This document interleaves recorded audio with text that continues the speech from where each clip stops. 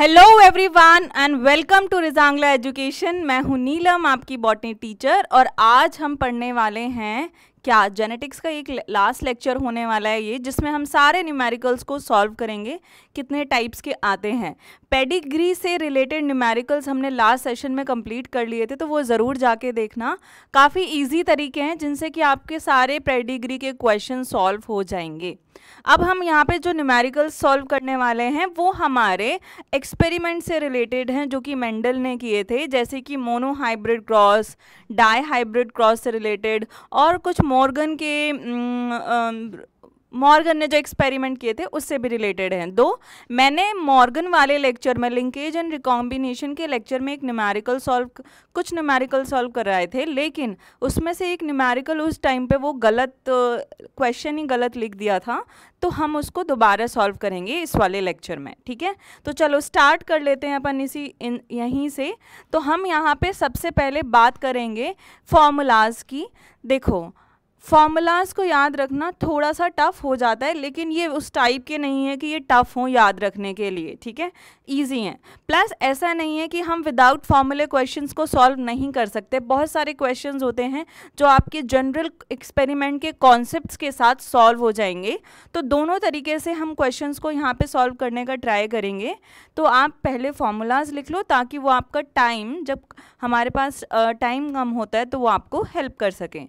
तो पहले वाले बॉक्स में हमें एक चीज़ याद रखनी है, एन। ठीक है, एन का मतलब क्या है? Number of trait.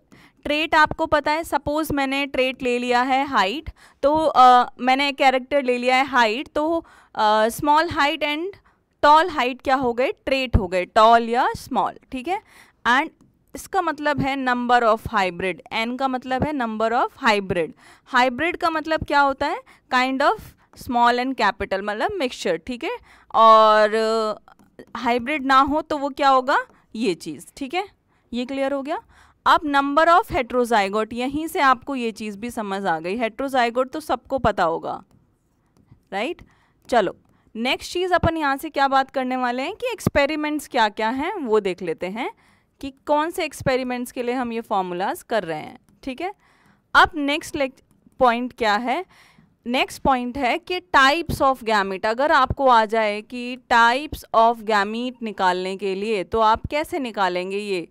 ठीक है, नेक्स्ट आपके पास जो हम चीज़ सीखने वाले हैं, ये है number of zygote. Number of zygote, या फिर आप इसको ऑफस्प्रिंग भी बोल सकते हो। इसका फॉर्मूला है गैमीट्स जितने आपके बनेंगे, जितने टाइप्स ऑफ गैमीट बनेंगे उसका स्क्वायर। तो आपको मिल जाएंगे कि किसी पेरेंट्स में अगर ये ट्रेट है तो उनके बच्चे कितने हो सकते हैं। ठीक है, अब हम बात कर लेते हैं किसकी? हम बात कर लेते हैं, और ऐसा नहीं है कि पेरेंट, हम जनरेशन F2 जनरेशन्स की बात करते हैं। ये जो फॉर्मूला है आपके मेंडल के mono hybrid, di hybrid, tri hybrid cross के फर्स्ट जनरेशन को बताने का नहीं है। ये ज़्यादातर क्वेश्चन आपकी फीलियल टू F2 के लिए को सॉल्व करने में यूज़ होते हैं। नेक्स्ट आपके पास है नंबर ऑफ क्या? जीनोटाइप। Number of genotype. ठीक है, देन आपके पास है नंबर ऑफ फिनोटाइप। ओके, ये तो यहीं से स्टार्ट कर लेते हैं हम अपने क्वेश्चन को, फॉर्मूलाज को। तो पहले में हम ले रहे हैं यहाँ पे क्या? 1। एन क्या है? एन की वैल्यू यहाँ पे होगी 1। ठीक है, इस वाली रो में एन की वैल्यू हम लेंगे 1, क्योंकि हम कौन सा एक्सपेरिमेंट ले रहे हैं यहाँ पर? Mono hybrid cross. Mono hybrid cross को हम यहाँ ले रहे हैं। अब टाइप्स ऑफ गैमीट अगर आपसे कोई पूछ ले मोनो हाइब्रिड क्रॉस के लिए, तो हमें क्या करना है? उसके ऊपर ये फॉर्मूला है। अब आप इसको क्या निकालोगे? अब मोनो हाइब्रिड क्रॉस में हमने कैसे पेरेंट्स लिए हैं? ये। ठीक है, सपोज कर लो अपन ने ये पेरेंट्स लिए हैं, तो अब मुझे ये बताओ, एक पेरेंट में कितने हाइब्रिड्स हैं, कितने नंबर ऑफ ट्रेट हैं, कितना शो कर रहा है? एक ही कर रहा है ना, यहाँ पे सिर्फ एक ही एक्सप्रेस करेगा, कैपिटल ए। तो हमारा यहाँ पे क्या हो गया? ये 2 इक्वल्स टू 1, तो हमारे पास टाइप्स ऑफ गैमीट कितने बनेंगे?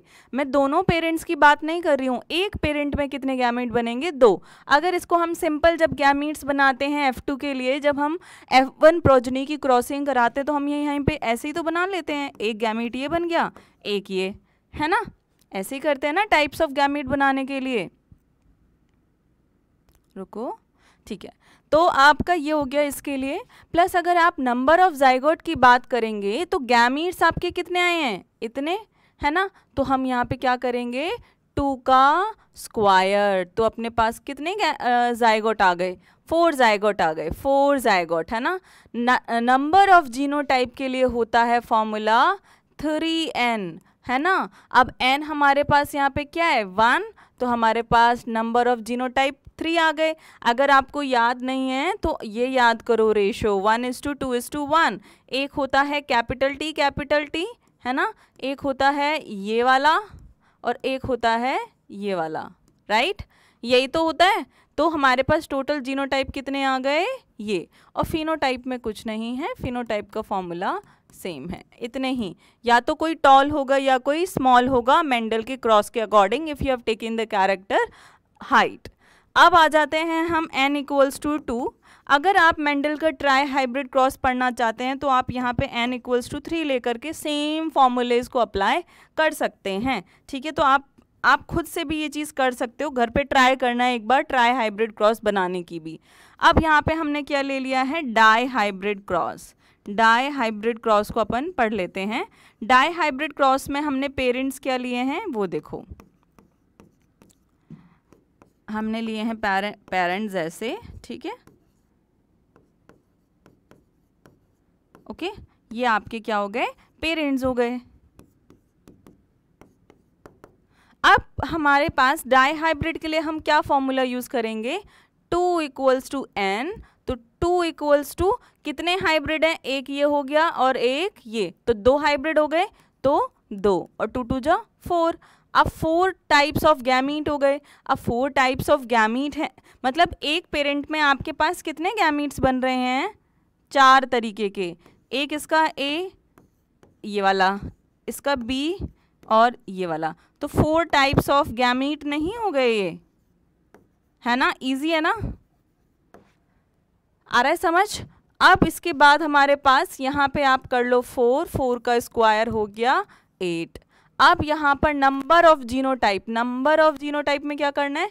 3 का n, तो 3 के ऊपर 2, तो 3 3 जा 9। तो हमारे पास कितने आ जाते हैं नंबर ऑफ जीनोटाइप? टोटल कितने आ जाते हैं? 9, है ना? 9 आ जाते हैं।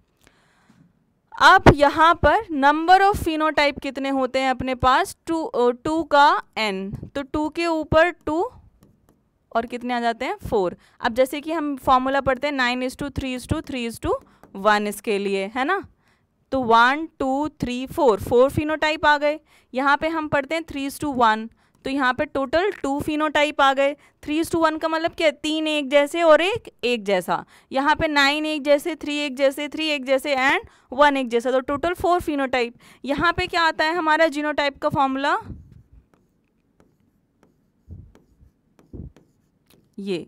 तो आप मुझे गिन के बता दो कि ये 9 है या नहीं है टोटल। 1 2 3 4 5 6 7 8 9, तो अपने पास कितने जीनोटाइप हो गए टोटल? 9 जीनोटाइप हो गए। अब अगर हम बात कर लें किसकी कि नेक्स्ट वाले फॉर्मूलाज की, जो कि हैं लिंकेज एंड रिकॉम्बिनेंट से रिलेटेड, बट उसके लिए हम क्या करेंगे? पहले इससे पहले इनके न्यूमेरिकल सॉल्व कर लेते हैं, फिर अपन उस चीज़ को करेंगे, ठीक है? तो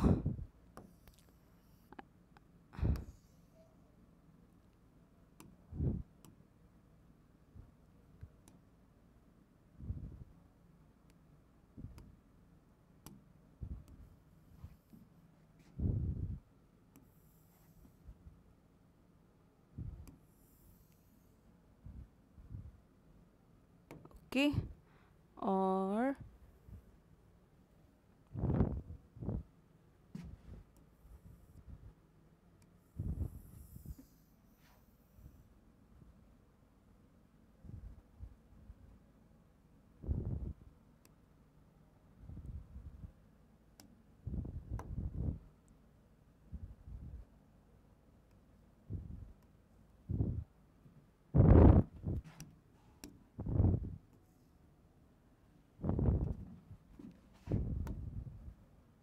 इसको थोड़ी सी टेढ़ी कर देते ताकि हमारे पास चीज़ें क्लियर हो जाएं।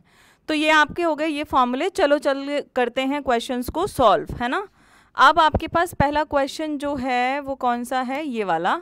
इस क्वेश्चन में क्या लिखा है, how many type of genotype, कि कितने टाइप ऑफ जीनोटाइप आपके पास आएंगे एक क्रॉस के अंदर। किनके बीच क्रॉस हो रहा है, पेरेंट्स हैं आपके ये और ये। जब आपके पेरेंट्स, सबसे पहले जब आपको बोला जाए कि टाइप ऑफ जीनोटाइप या टाइप ऑफ जाइगोट या नंबर ऑफ जाइगोट कुछ भी, तो सबसे पहले आपको पेरेंट्स के जीनोटाइप को देखना है। तो हम पेरेंट्स को देख लेते हैं। या आपके पास ये रहे एक पेरेंट और एक पेरेंट आपके पास ये रहे, है ना। तो आपको क्या बोला है, टाइप ऑफ जीनोटाइप। तो इनके पास कितने तरीके के जीनोटाइप बनेंगे, ये पेरेंट्स देखो एकदम सेम हैं। यहाँ पे क्या लिखना है सबसे पहले कि पेरेंट्स सेम हैं या अलग हैं, सबसे पहले ये देखना है। तो parents have same genotype. Parents के पास जीनोटाइप सेम है ना। अब क्या करना है, इसमें देखना है जीनोटाइप का फॉर्मूला लगाना है। फॉर्मूला अप्लाई करोगे तो क्या हो जाएगा, 3n आ जाएगा फॉर्मूले में, है ना। अब 3n आ गया तो आपको n फाइंड आउट करना है। n तो हमें नहीं पता है। तो देखो एक हेट्रोजाइगोट हो गया अपने पास ये, दूसरा हेट्रोजाइगोट हो गया ये, एंड तीसरा हेट्रोजाइगोट हो गया ये। सिमिलरली जब पेरेंट सेम हैं तो हेट्रोजाइगोट सेम ही है, जैसे कि मोनोहाइब्रिड क्रॉस में लिया था, ये समझ लो आप टेट्रा पेट्रा कितना भी है ये, है ना। तो यहाँ पे क्या हो गया 3 रेज़ टू पावर n, तो 3 अपने पास ये हैं। तो अपने पास कितने हो गए, 3 3 ज़ा 9, 9 3 ज़ा 27, क्या हो गया आपका आंसर हो गया। ठीक है, टाइप ऑफ जीनोटाइप कितने हो गए, टोटल 27 टाइप ऑफ जीनोटाइप आपके पास यहाँ पर निकल के आएंगे। चलो नेक्स्ट हम क्या कर लेते हैं, how many types of gametes can be produced by a plant with genotype PQRS। आपके पास जब ऐसा वो होता है, समझ लो ऐसा पेरेंट है कोई, तो उसके पास कितने टाइप ऑफ गैमेट बनेंगे, एक ही। लेकिन ऐसा है तो कितने टाइप ऑफ गैमेट बनेंगे, 2। अगर वो ऐसा है तो कितने बनेंगे, 4, है ना। 4 अलग अलग हो गए। तो ऐसे ही सिमिलरली यहाँ पे निकाल लो या डायरेक्ट फॉर्मूला अप्लाई कर लो। इसके पास देखो ये P से एक ही P आएगा, Q से एक ही टाइप का बनेगा, यहाँ से हमारे पास ये 2 बन जाएंगे और यहाँ से S। तो कितने हो गए, 1 2 3 4 5, है ना। 5 टाइप ऑफ गैमीट हो रहे हैं यहाँ पे वैसे तो how many types of gametes produced by a plant with genotype, ये हमें क्या लग रहा है कि 5 टाइप के गैमीट बन रहे हैं, बट ऐसा थोड़ी है, ये अलग गैमीट थोड़ी है, ये तो पूरा पेरेंट है ना। तो इस पेरेंट के हमारे पास कैसे बन सकते हैं, इस पेरेंट्स के, ये देखो या तो इस पेरेंट का ये गैमीट, तो एक सेकेंड, ये R अलग गैमीट है ना,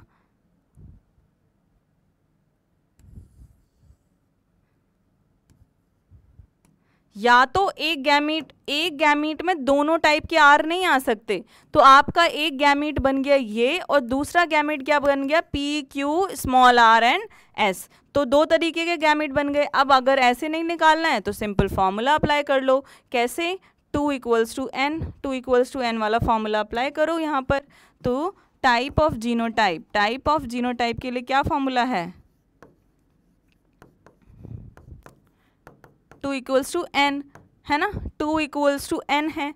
अब यहाँ पे देखो क्या है ये, 2 = n, तो एक ही हेट्रोजाइगोट है तो 1 कर दिया यहाँ पे, 2 = 1, तो अपने पास 2 टाइप्स ऑफ क्या बन गया, जीनोटाइप, गैमीट्स। ठीक है, अब नेक्स्ट चल लेते हैं हम आगे वाले क्वेश्चन पे। ये दोनों क्वेश्चन सॉल्व हो चुके हैं।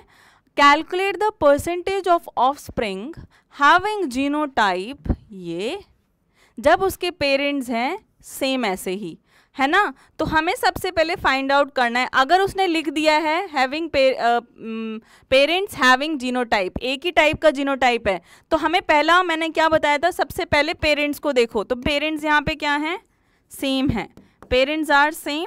तो पेरेंट्स के जीनोटाइप को लिखो AA BB CC, ठीक है।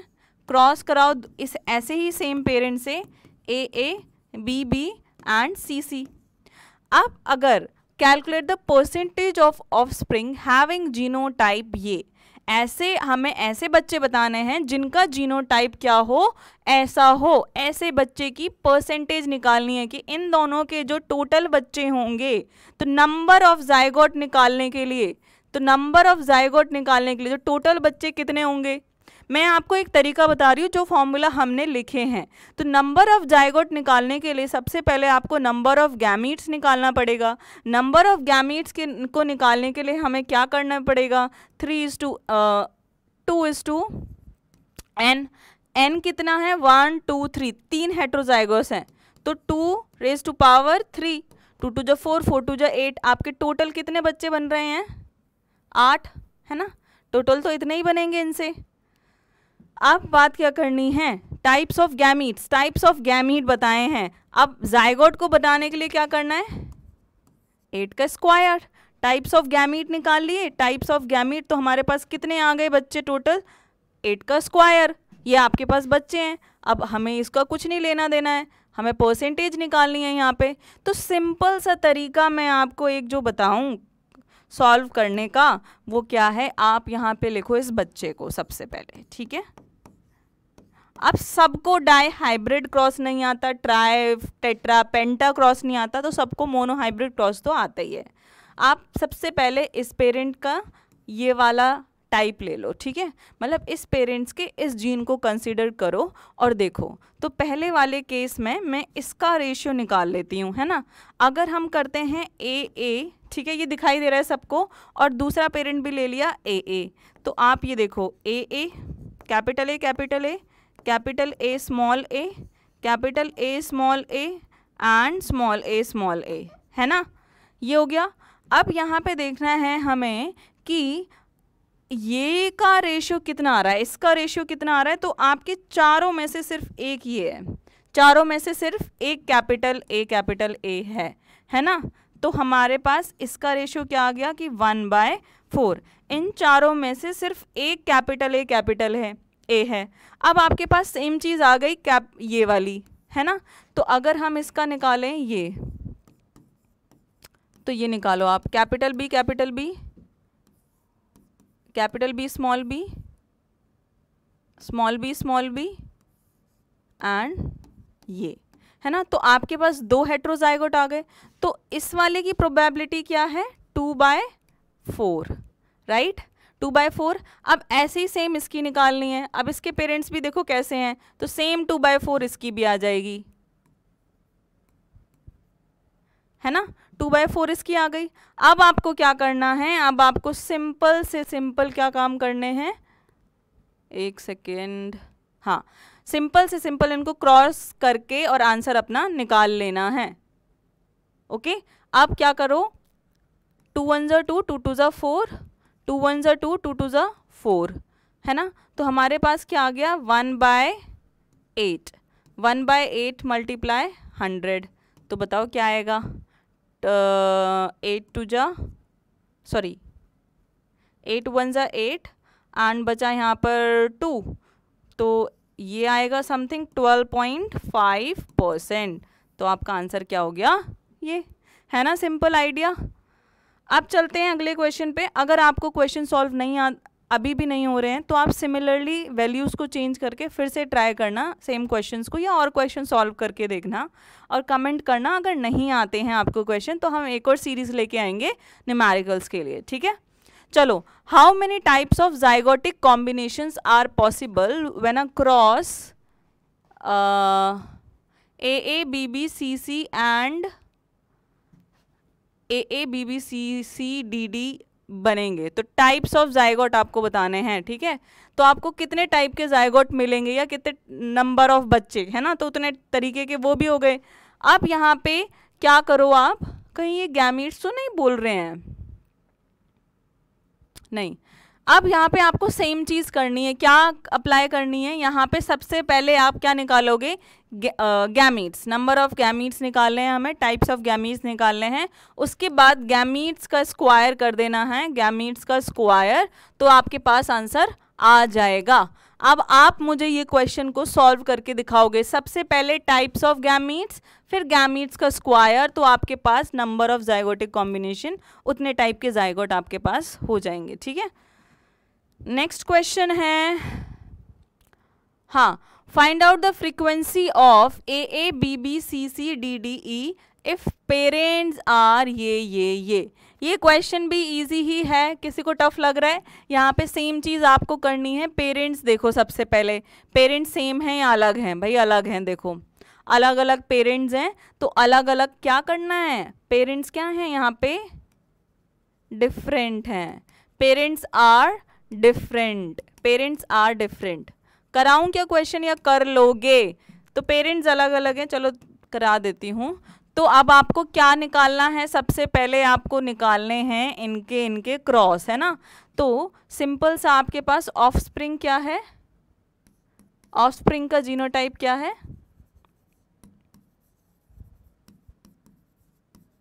ऑफस्प्रिंग का जीनोटाइप है आपके पास ए बी बी सी और C and capital D small D and E. ठीक है, ये तो हो गया ऑफस्प्रिंग का जीनोटाइप। अब हम यहाँ पर ले लेते हैं पेरेंट को, तो A B B C C D D and capital E, ये और हो गया अपने पास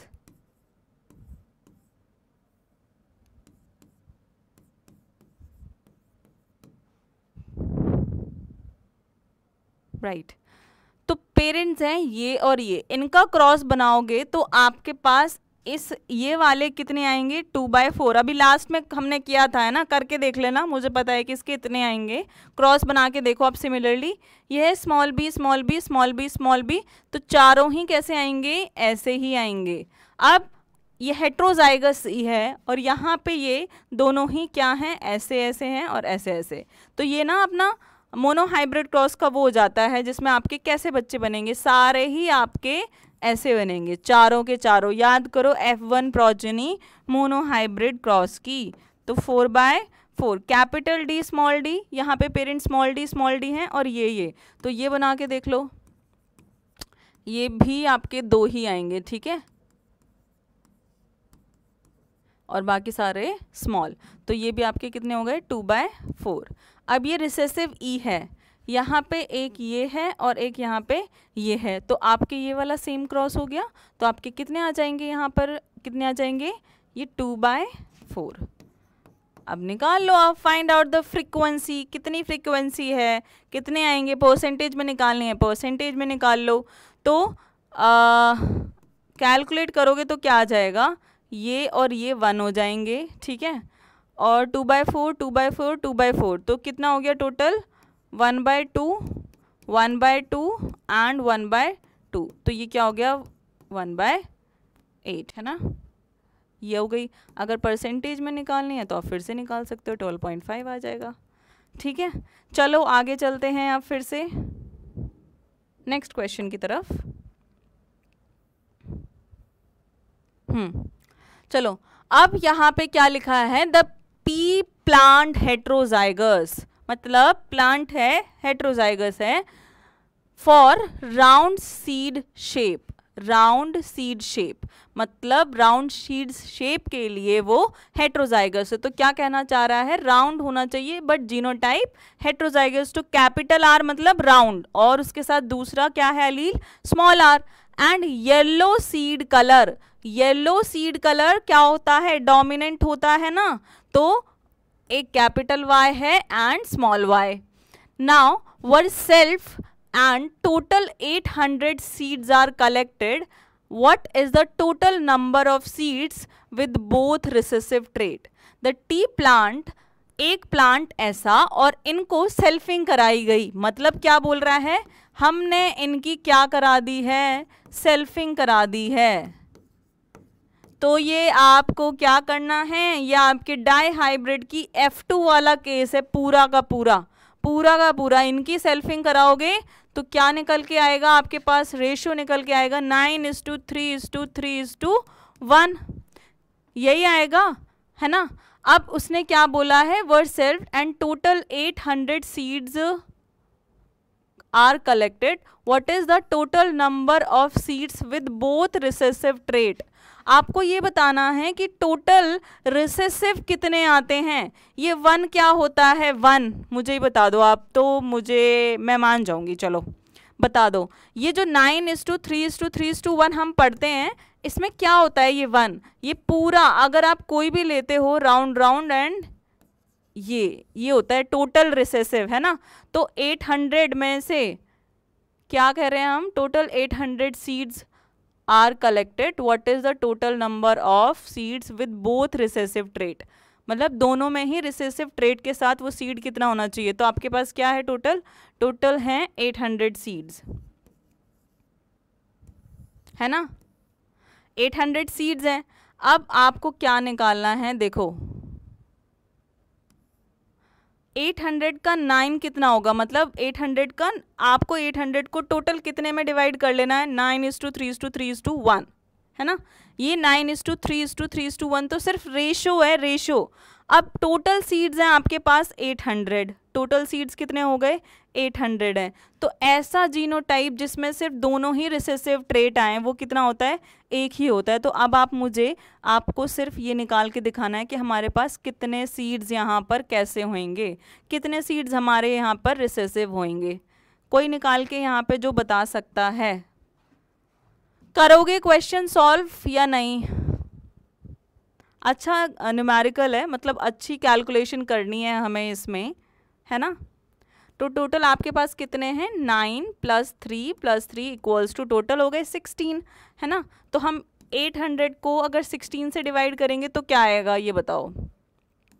800 को अगर अपन 16 से डिवाइड कर देंगे तो क्या आएगा?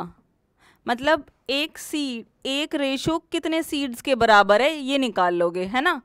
ये निकाल लोगे तो आपको क्या आ जाएगा? ये आ जाएगा।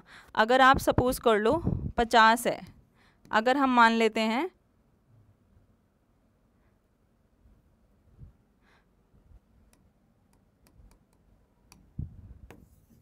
16 से हम डिवाइड करें तो क्या आएगा?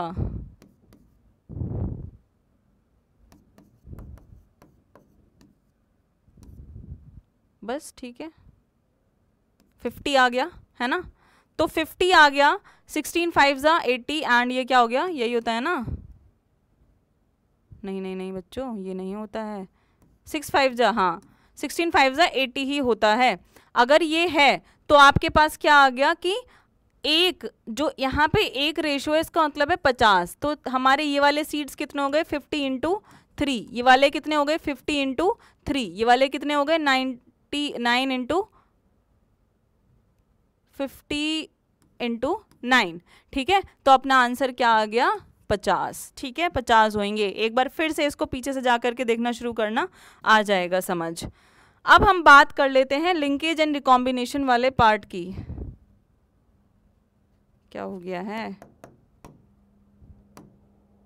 चलो, लिंकेज एंड रिकॉम्बिनेशन वाले फॉर्मूले आप ही मुझे बताओगे क्योंकि मैं ऑलरेडी ही लिखवा चुकी हूं। Linkage and recombination,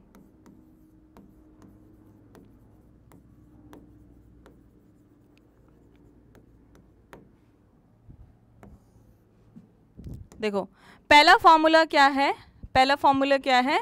crossing over की फ्रीक्वेंसी निकालनी है। ठीक है, क्रॉसिंग ओवर की फ्रीक्वेंसी या फिर नंबर ऑफ फ्रीक्वेंसी, है ना, रिकॉम्बिनेंट फ्रीक्वेंसी या फिर आप बोल सकते हो।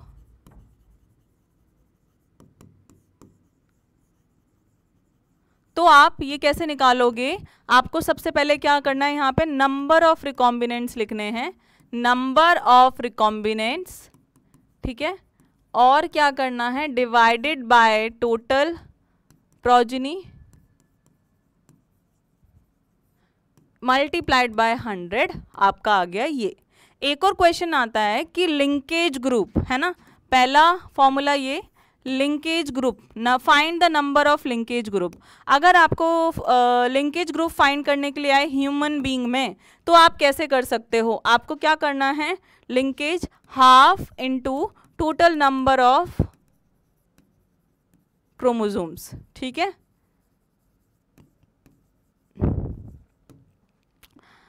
नेक्स्ट हमारे पास क्या है?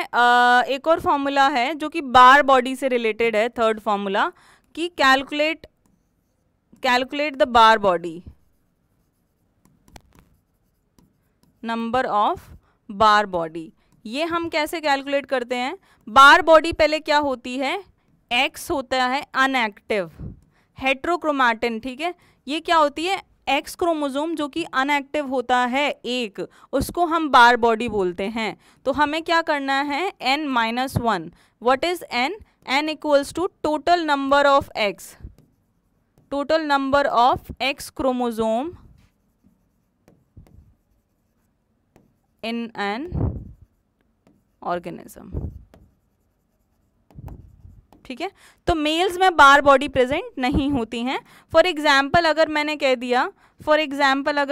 दिया इसमें आपको बतानी है बार बॉडी, इसमें, ठीक है। तो आप क्या करोगे? n-1, तो मतलब 4-1, तो कितनी बार बॉडी आ गई?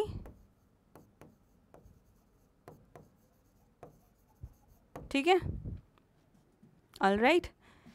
आगे चले, चलो इन क्वेश्चंस पे चलते हैं हम।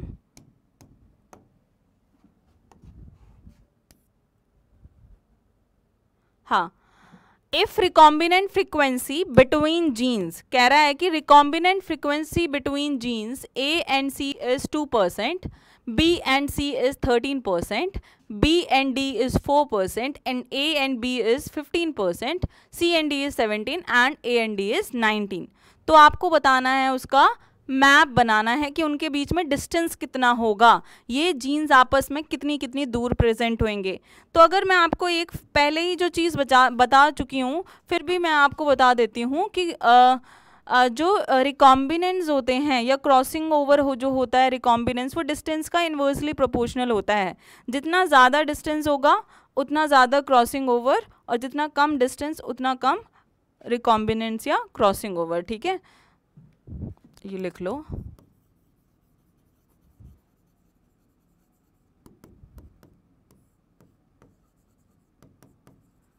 डिस्टेंस ज़्यादा तो रिकॉम्बिनेंट्स कम, मतलब इन्वर्सली प्रोपोर्शनल होता है ये। या अब तो इन्वर्सली नहीं होगा ना, ये ऐसे, ये, ठीक है। चलो आगे हम कौन सा क्वेश्चन सॉल्व करे थे? ये वाला। तो सबसे ज़्यादा वाला हाईएस्ट नंबर निकालो है अपने पास 19।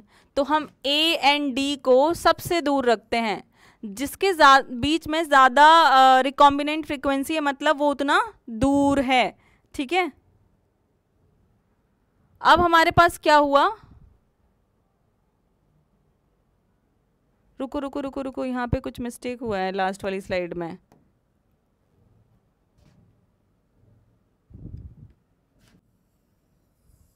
इसको डिलीट करो।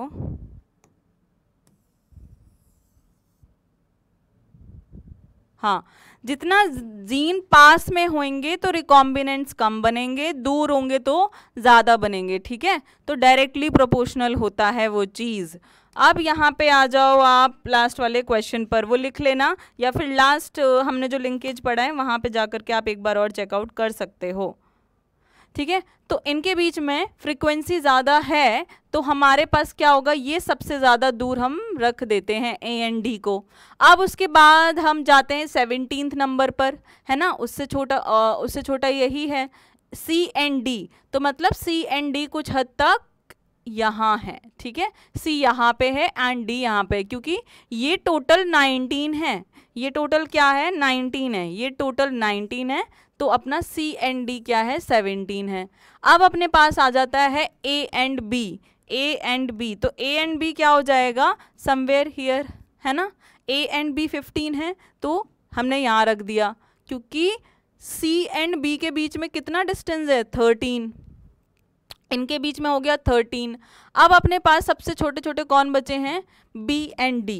तो B एंड D के बीच में हो गया 4, जो कि ऑलरेडी पास हैं, एंड A एंड C के बीच में हो गया 2। कितना इजी है इसको रिजॉल्व करना, हो गई ना इनकी अरेंजमेंट, राइट। अब नेक्स्ट देखो, in a linear chromosome map distance between 4 loci is as follows. मतलब A एंड B के बीच में है 10%, A एंड D के बीच में है 3%, B एंड C के बीच में है 4%, एंड A एंड C। तो सबसे ज़्यादा अपने पास है A एंड B, तो A एंड B को यहाँ रखो। अब बात कर लेते हैं हम उससे ज़्यादा कौन है। सबसे पहले इन क्वेश्चन को सॉल्व करने का तरीका है, सबसे ज़्यादा डिस्टेंस वालों को सबसे दूर रख दो, फिर उससे छोटा डिस्टेंस ढूंढो, है 6, तो हम ए एंड सी को समवेयर इधर रख लेते हैं, ठीक है। अब अपने पास आ जाता है 4, राइट, उसके बाद तो और कोई नहीं है, तो बी एंड सी, तो ए एंड सी 6 है, तो बी एंड सी 4 कर दो। ए and D is 3, A and D कहाँ है, बी एंड सी इज 4, तो ए एंड डी इज 3, डी है कहाँ,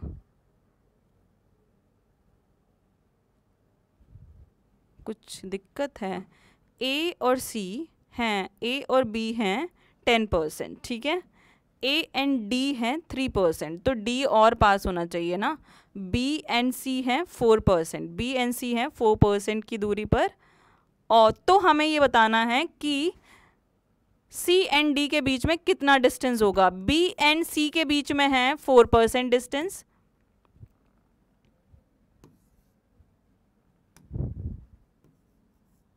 ठीक है, बी एंड सी के बीच में है 4% distance, and D and B, D and A and D के बीच में है 3% डिस्टेंस, ठीक है, बी एंड सी के बीच में है 4% डिस्टेंस, ए और 6 के बीच में है, सी के बीच में 6%, तो आपको निकालना है कि सी एंड डी के बीच में कितना होगा, मतलब किसके बीच में निकालना है, ये देखो आपको निकालना है सी एंड डी के बीच में कितना होगा। बता सकते हो कोई मुझे डिस्टेंस बता सकता है। ए एंड सी 6% है, A and C is 6%, B and C total A and B 10% है, ठीक है, ए एंड डी है अपना 3%, तो ए एंड डी को तो पास रखना ही है। बी एंड सी को हमें रखना है 4% की दूरी पर, 4 5 6 7, ये तो 7 होना चाहिए ना, ये 6 क्यों कर रखा हुआ है टोटल।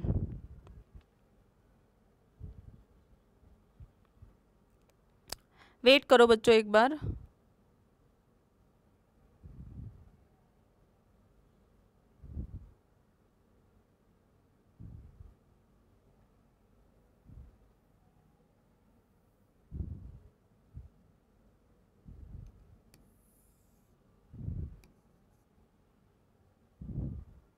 ए के पास कौन है, डी है, ठीक है, ए से सबसे दूर कौन है,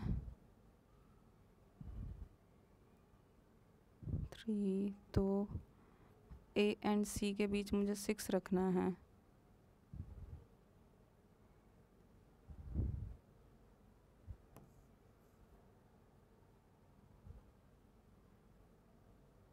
ये हो गया 6, बी एंड सी हो गया 4, ए एंड डी हो गया 3, तो सी एंड डी का निकालना है ना।